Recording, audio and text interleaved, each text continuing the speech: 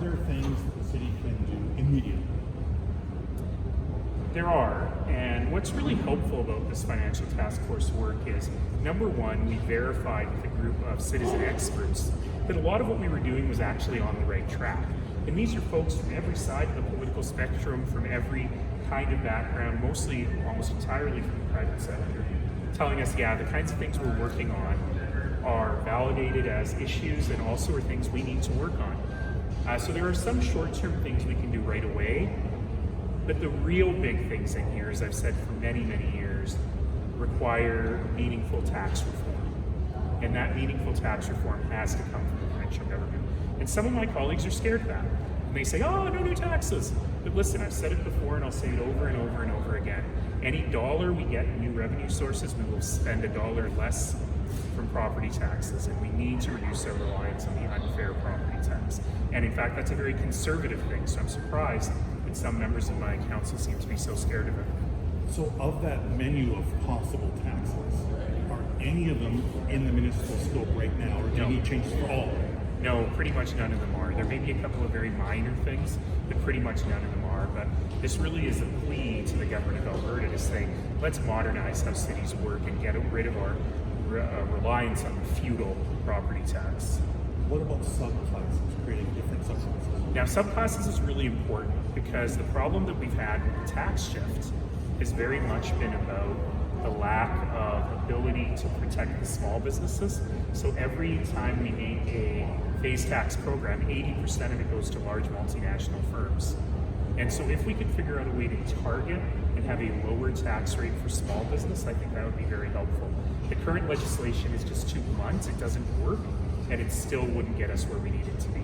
So the city can't do that on its own? No, we only have the opportunity right now to do it for businesses fewer than 50 employees with no discretion. So you look at, for example, Chinook Centre, it's our largest taxpayer. They could easily restructure the administration of Chinook Centre to be fewer than 50 employees, meaning that our largest taxpayer would gain the benefit of small business tax rates. They would never do that, but we need to actually try and fix this. Can you speak a bit about the problem that influence tax? Yeah, recommendation 31 was the only thing in there that kind of stuck out to me, and it said, have a preference for tax stability over service stability. In other words, keep your taxes the same and flex the level of services that are offered. That really doesn't work in the municipal context. 75% of what we spend money on are police, fire, 911, transit, and roads. And so we can't say to people this year, because there was less business in the downtown, we're going to lay off police officers or firefighters, or we're not going to fill any potholes. It just doesn't make any sense. And so the challenge with property taxes, it's so inflexible, so that if somebody had a bad year, your property taxes could go up to provide you with the same level of service. And that is a problem, yes.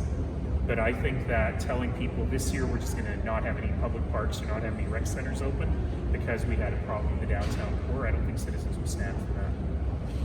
Is multi-year assessment or multi-year assessment averaging something you need provincial help with? Yes, it is. The province requires us to do annual assessments. The recommendations did say stick with the annual assessments but investigate multi-year flattening of the curve. I still think it's a good idea, but it would require the province to help.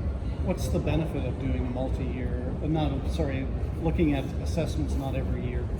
Most years it won't make any difference, but what we've seen because of this tax shift that we've had is when we saw this giant shift in the assessment downtown where the assessment rate and the taxes plummeted and everyone else's taxes went up so much in return. That would avoid that. That would at least spread that over some years. You know, the phase tax program, the over $200 million that we've spent to shelter businesses from this, we wouldn't have had to do that because the change would have been just more gradual. In other words, the downtown taxes wouldn't have fallen so quickly and everyone else's wouldn't have risen so quickly.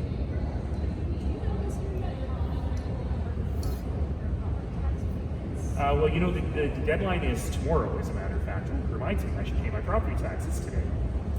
So we'll have a better sense next week.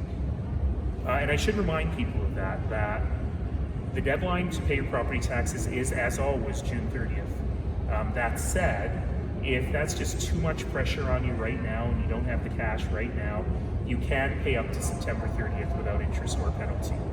So I take it you have to literally let the smoke clear on June 30th to know if That's the city right. has a That's big right. financial A problem. very large number of people. In fact, I'll look around and see if there's a queue of people paying their taxes. In fact, there is. A very large number of people, including me, often paid on the last couple of days, so we won't know until that's done. And you're not on tips? You should be on tips, shouldn't you? Well, as I learned from the financial task force today, they're really encouraging us to go on tips, but I'll let you in on a little secret. This is my one time in the year, maybe not this year, where I get to go and spend time with the hardworking people on the third floor and talk to them and see how their day is going while I pay my taxes, and I kind of like that personal contact.